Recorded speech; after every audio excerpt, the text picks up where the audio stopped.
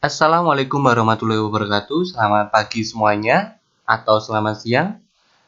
Hari ini kita akan melanjutkan materi kita di bab logika matematika terkait dengan pernyataan majmuk, di mana di dalamnya kita akan belajar tentang tabel kebenaran sekaligus negasi dari pernyataan majmuk atau ingkaran dari pernyataan majmuk. Pernyataan majmuk ialah suatu pernyataan baru yang diperoleh dari penggabungan beberapa pernyataan tunggal dengan kata hubung tertentu. Jadi jika ada beberapa pernyataan tunggal yang digabungkan dengan menggunakan tanda hubung tertentu, itu menghasilkan suatu pernyataan baru disebut dengan pernyataan majmuk. Kata hubung yang digunakan dalam pernyataan majmuk itu ada dan, atau, jika titik-titik maka titik-titik, atau yang terakhir adalah titik-titik jika dan hanya jika titik-titik. Jadi titik-titiknya itu adalah pernyataan tunggalnya. Pernyataan majmuk dalam matematika itu ada 4. Pertama adalah konjungsi. Konjungsi nanti kata hubungnya dan, disjungsi kata hubungnya atau, implikasi kata hubungnya jika maka, dan terakhir adalah biimplikasi. Kata hubungnya adalah jika dan hanya jika. Konjungsi. Konjungsi dari pernyataan P dan Q, jadi yang dimaksud P dan Q itu adalah pernyataan tunggal. Jadi misalkan ada suatu pernyataan tunggal P dan Q, 2, jadi ada P ada Q, dia berbeda.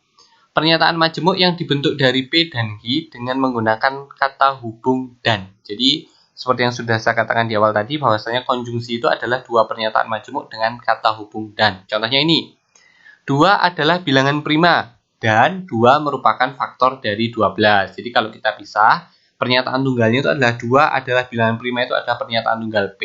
Terus 2 merupakan faktor dari 12. Itu adalah pernyataan tunggal V. Nah, untuk menentukan nilai kebenaran dari suatu pernyataan majmuk, kita kan sudah tahu 2 adalah bilangan prima. Dia adalah suatu pernyataan dengan nilai kebenaran benar. Karena memang 2 adalah bilangan prima. Bilangan prima itu dimulai dari 2, 3, ya, dan seterusnya. Pokoknya bilangan yang hanya habis dibagi bilangan itu sendiri dan 1.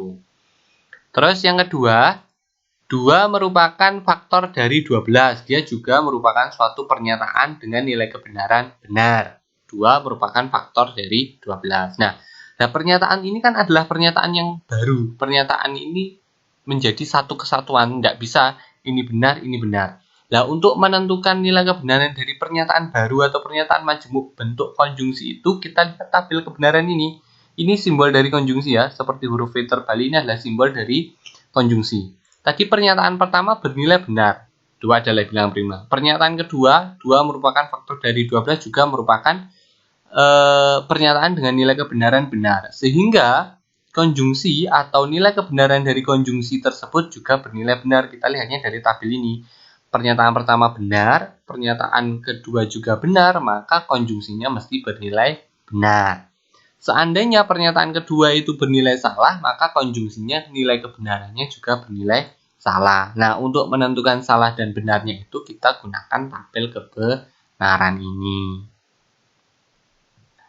Selanjutnya, disjungsi dari pernyataan P dan Q adalah pernyataan majmuk yang dibentuk dari pernyataan P dan Q menggunakan kata hubung atau. Jadi disjungsi itu kata hubungnya adalah atau. Contohnya, setelah lulus SMP, Andi akan melanjutkan pendidikan di SMA atau di SMK. Nah, ini juga tabel kebenarannya. Untuk menentukan nilai kebenaran dari suatu pernyataan majmuk, kita gunakan tabel kebenaran. Kebetulan kalau ini tidak bisa diuji kebenarannya, karena yang namanya Andi kita belum tahu. Tapi kalau misalkan kita tahu ada Andi, kita bisa tanya apakah Andi melanjutkan di SMA atau di SMK. Kita bisa tahu dari pernyataan majmuk ini.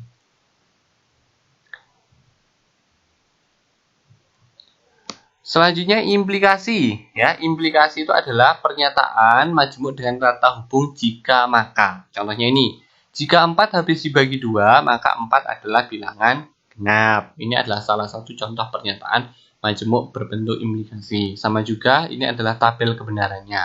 Nah, tugas kalian nanti tabel kebenaran ini wajib dihafalkan ya. Kalau nanti kalian hafal tabel kebenaran ini, mengerjakannya tidak akan kesulitan. Ini ya. Ini P itu pernyataan pertama, Q pernyataan kedua. Nah, P dan Q itu nilainya mesti tetap ya. Jadi maksudnya P itu mesti isinya BBSS, Q itu isinya mesti BSBS. Itu mesti.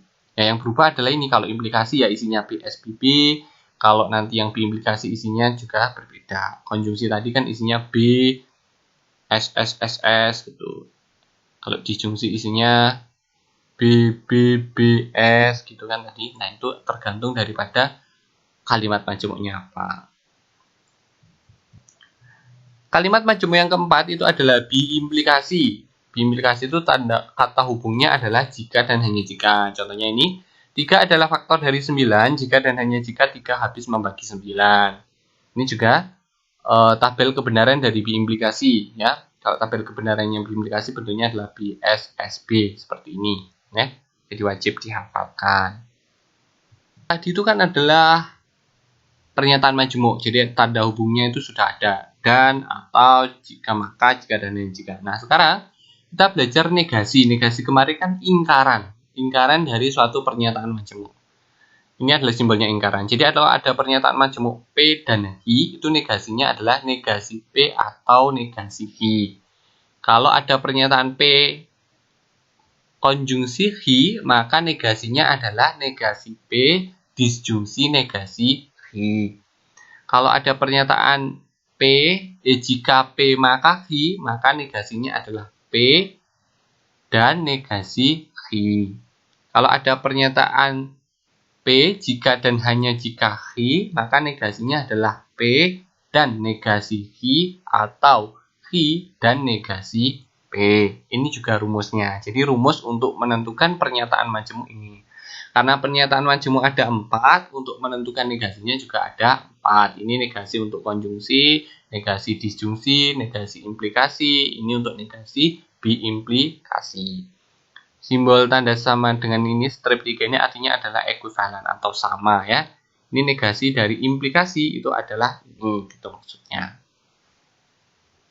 Ini ya, kita bahas contoh negasi pernyataan majemuk. Kita bahas dulu yang pertama, ibu pergi ke pasar dan membawa tas belanja. Itu artinya dia adalah pernyataan majemuk berbentuk disjungsi. Kata hubungnya adalah konjungsi. Kata hubungnya adalah dan. Dia adalah kalimat majemuk berbentuk konjungsi, kata hubungnya adalah dan. Dilihat dari tadi rumus yang tadi, kalau P dan Hi itu negasinya adalah negasi P atau negasi Hi. Ya, negasi P atau negasi Hi. Sehingga kalau awalnya ibu pergi ke pasar, maka kita harus membuat negasinya, dikasih kata tidak. Makanya negasinya adalah ibu tidak pergi ke pasar yang awalnya dan diganti dengan atau membawa tas belanja, negasinya adalah tidak membawa tas belanja. Gitu ya. Jadi kalau dan itu dia menjadi atau kanan kiri atau depan belakang dikasih tidak. Yang kedua, ini yang bentuknya atau, Anton akan membeli buku atau membeli pensil. Nah, ya kan? Kalau dilihat dari rumus yang tadi, awalnya kan P atau Hi, maka negasinya adalah negasi P dan negasi Hi. Maka depan belakang kita kasih negasi, yang atau kita ganti dengan dan. Anton tidak akan membeli buku dan tidak membeli pensil. Selanjutnya, itu adalah contoh negasi yang ketiga. Jika X plus 2 sama dengan 5, maka X sama dengan 3. Pernyataan ini kan bentuknya implikasi. Tadi dilihat untuk negasi dari implikasi itu adalah P dan negasi Hi. Jadi P itu kata jika dan maka itu kan miliknya implikasi. Jadi yang dimaksud P itu ya cuman ini. X plus 2 sama dengan 5 dan X tidak sama dengan 3. Kenapa? Karena negasi Hi, Hi-nya X sama dengan 3, maka negasi Hi-nya adalah X tidak sama dengan 3. Terus contoh yang keempat itu adalah biimplikasi. Saya makan nasi jika dan hanya jika saya merasa lapar. Perhatikan bahwa kalimat majemuk ini adalah kalimat majemuk berbentuk biimplikasi. Kita tahu dari mana? Dari tanda hubungnya, jika dan hanya jika. Perhatikan bahwa kalimat majemuk biimplikasi itu negasinya yang tadi, P dan negasi Hi atau Hi dan negasi P. P-nya itu adalah saya makan nasi, Hi-nya adalah saya merasa lapar. Ya. P-nya saya makan nasi, Hi-nya saya merasa lapar. Karena jika dan hanya jika itu kan tanda hubungnya. Sehingga negasinya adalah P, saya makan nasi, dan negasi Q, saya tidak merasa lapar. Atau saya merasa lapar dan saya tidak makan nasi. Jadi negasi dari pernyataan saya makan nasi jika dan hanya jika saya merasa lapar adalah saya makan nasi dan saya tidak merasa lapar, atau saya merasa lapar dan saya tidak makan nasi. Untuk tugas kalian itu adalah mengerjakan soal-soal yang ada di modul latihan nomor 1 sampai 3 yang isian ya, bukan yang pilihan ganda, nomor 1 sampai 3 yang ada di modul. Silakan dikerjakan. Nanti kalau ada waktu kita bahas. Terima kasih. Selamat belajar. Jika ada yang belum dipahami silakan ditanyakan. Assalamualaikum warahmatullahi wabarakatuh dan selamat pagi atau selamat siang, tergantung kalian menonton video ini. Terima kasih.